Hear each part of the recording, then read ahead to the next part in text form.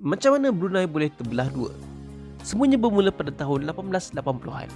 Pada tahun-tahun tersebut, Brunei telah kehilangan banyak tanahnya kepada syarikat Borneo Utara dan Kerajaan Sarawak. Atas sebab itu, pada tahun 1885, Sultan Abdul Mukmin membuat satu amanat untuk tidak menyerahkan jajahan Brunei kepada negara asing.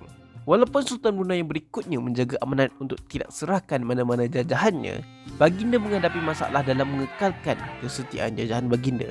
Atas sebab itu, penduduk Limbang telah memerintah secara merdeka sejak tahun 1884 sebelum menyertai Sarawak pada tahun 1890.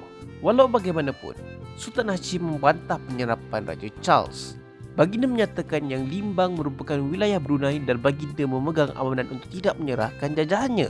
Pertikaian daerah Limbang ini kemudiannya dibawa kepada Gubernur Negeri-Negeri Selat untuk mengesahkan kedudukan daerah tersebut. Untuk selesaikan masalah ini, Gubernur Smith telah menghantar Noel Trevenant untuk menyiasat keadaan sebenar di Limbang.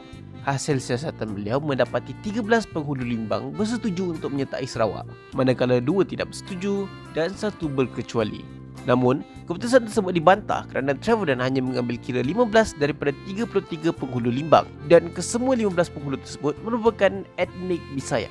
Keraguan ini dikuatkan lagi dengan tindakan Trevenant yang membuat siasatan bersama pegawai-pegawai Brooke.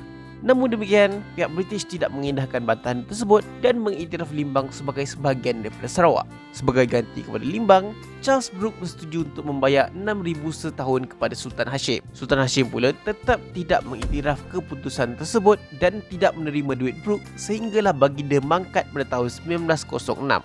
Tuntutan Brunei ke atas Limbang hanya berakhir pada tahun 2009. Pada waktu itu, Sultan Hassan al-Bolkiah memberitahu Datuk Seri Abdullah Badawi yang secara rasminya Brunei menggugurkan segala tuntutan terhadap Limbang. Maka berakhirlah isu 118 tahun tersebut.